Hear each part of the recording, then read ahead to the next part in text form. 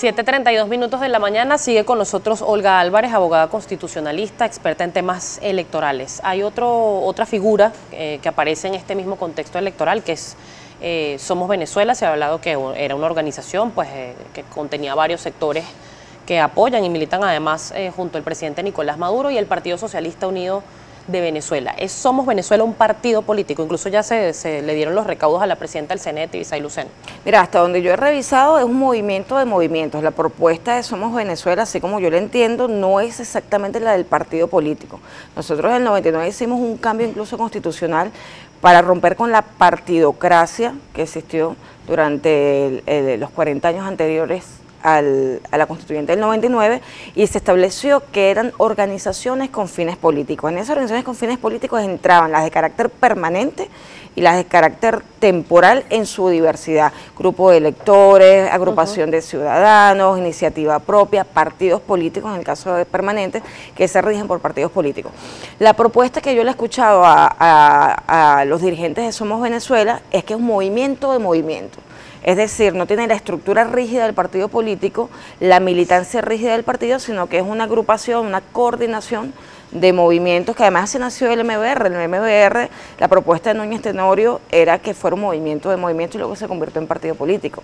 Pero en este momento esta es la propuesta que recoge el sentimiento de muchos que no militan dentro del PSUV, que tienen espacios propios de encuentro social, movimiento social. Estamos hablando de movimientos de la sexodiversidad, movimientos ecológicos, movimientos de pobladores, movimientos juveniles, movimientos religiosos. Hay una cantidad de sectores que se están agrupando allí a través de una coordinación y que fueron a constituirse, a aplicar a la ley de partidos en lo que sea aplicable a su registro. Porque y puede tener participación como una tarjeta para votar por el presidente Maduro, por ejemplo. Va a tener su propia tarjeta y va a tener sus propias siglas dentro del tarjetón. Igual que el que va por iniciativa propia presenta una tarjeta. O sea, tú vas por iniciativa propia y presentas un símbolo, una tarjeta. Vas por agrupación por grupo de electores, que es otra forma de organización con fines políticos de carácter temporal, que solamente para el momento electoral y muere al día siguiente de haberse dado los resultados, o sea, haberse adjudicado el ganador. Ellos también van con una tarjeta. Entonces debe tener todas las condiciones para participar en el tarjetón, solo que la figura no es exactamente la del partido político porque su estructura no responde a la rigidez que tiene el partido político. Es un movimiento para la inclusión. O sea, a mí me parece muy positivo en este momento de diálogo, de reconciliación en Venezuela, en el que en la mesa de diálogo se habló de la necesidad de un diálogo profundo de todos los sectores sociales, que allí se incorporan los artistas, los movimientos de sexodiversidad, los movimientos ecologistas, los movimientos de adultos mayores. O sea, hay una cantidad de sectores. A mí me parece atractivo para el que no quiere militar permanente en un partido, sino que quiere participar en un movimiento que sea mucho más dinámico. Es el espacio político adecuado. Me parece muy positivo en este momento, no solo para la elección presidencial, sino en este momento de diálogo nacional. Hay otro escenario. La oposición venezolana no define aún si participa o no. Hay algunos partidos que están fuera de la mesa de la unidad, como el MAS, como otros partidos que sí están en la mesa, pero que tienen intención de ir a votar, como Avanzada Progresista o otras toldas como COPEI. ¿Qué pasa si la oposición decide no ir a elecciones y solamente queda el presidente Nicolás Maduro como candidato? ¿Eso es legal hacerlo? El presidente Nicolás Maduro como candidato no va a quedar como candidato único. O sea, ya hay anuncio de varias postulaciones. Claro, pero si todos anuncian y ninguno va. Va solamente el presidente Maduro. ¿Eso es legal hacerlo? Un yo con yo. Habría que ver las condiciones. Si se dieron todas las condiciones para la elección y la gente se postuló y luego se retira, ¿ok? Se dieron las condiciones, igual que en el 2005. El 2005 y el partido de gobierno, más otros partidos de la elección. Se participaron en la elección el resto de los partidos de oposición en ese momento, en el 2005, en las elecciones legislativas. Decidieron retirarse con una jugada política para deslegitimar la elección. No, señores, los observadores internacionales, si verifican, y los nacionales y el Poder Electoral, que es el órgano administrador, verifica que hicieron todas las condiciones, se auditó en todo momento, hubo certificación de todos los participantes, que las condiciones estaban dadas, no puedes deslegitimar una elección. ¿Y si no se inscribe ningún candidato? Yo dudo que no se inscriba ningún candidato, porque aquí el que respira, aspira. Aquí ya anunció Julio César Pineda, que es de este canal, su candidatura. Claudio Fermín anunció candidatura. Otros sectores anunciaron su candidato, que bueno, que tienen condiciones de inelegibilidad, pero anunciaron su candidatura, como es el caso de Bertucci, que tiene condiciones de inelegibilidad. Pero hay una cantidad que ya ha anunciado, Luis Ortiz, ex magistrado del Tribunal Supremo de Justicia, anunció su candidatura. Vamos a ver del 24 al 26 de febrero, que es el momento de la postulación, quienes efectivamente van a ir a inscribir su candidatura. Eso determinará un poco las condiciones de la elección presidencial en cuanto a postulaciones. Quiero compartir con usted, abogada, varios comentarios que tengo por acá de nuestra audiencia a través de @primerapágina. Le pregunta, por ejemplo, Freddy Alba, el poder originario reside en el pueblo y es intransferible. Para cambiar el ordenamiento jurídico, la ANC solo tiene la facultad de presentar un proyecto para su aprobación o no mediante referéndum consultivo. La ANC pretende usurparnos. ¿Qué le contesta?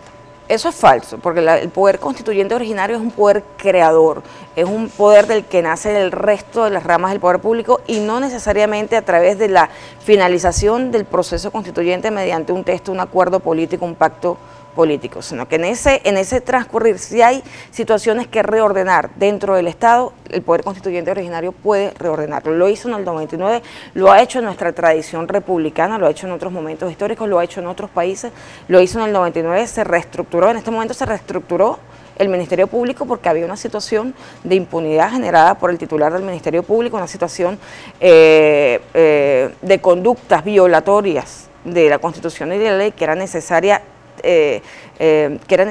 terminarlas, que era necesario corregirlas para el buen avance del Estado y de que se cumplan los objetivos y los fines esenciales del Estado. Entonces, el Poder Constituyente originario tiene facultad, revisen el artículo 348, tiene facultades para transformar el Estado, crear un nuevo ordenamiento jurídico y redactar un nuevo texto constitucional. En ese marco de competencias que además no las determina la Constitución exactamente. La Constitución, el Constituyente del 99 lo que hizo fue dar algunas líneas, facilitar el ejercicio del poder constituyente originario, pero el poder constituyente originario no lo limita el derecho, es un hecho político, puramente político que termina en una norma, que se juridifica finalmente. Pero ciertamente la que está vigente es la del 99. Está vigente la del 99, ellos pueden establecer, tomar decisiones constituyentes en este periodo, ¿okay?, que serán respaldadas finalmente por el referéndum, tienen esa competencia, pero la Constitución del 99 está vigente,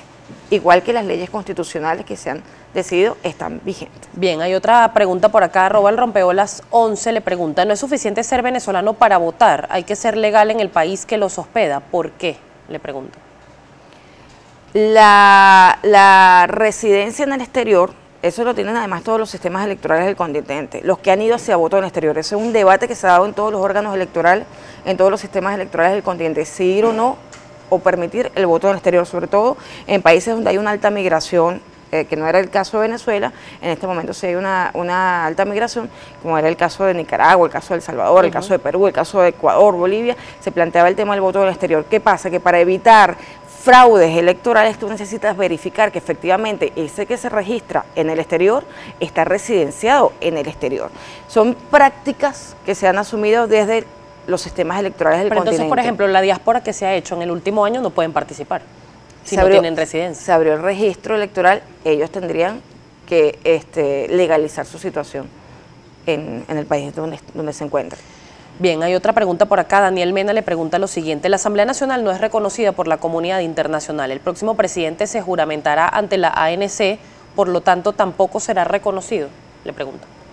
Un momento, ha habido un desconocimiento de factores políticos en el exterior que intentan ser hostiles con el gobierno nacional y con la política nacional, en este caso con la Asamblea Nacional Constituyente como poder originario electo de forma democrática.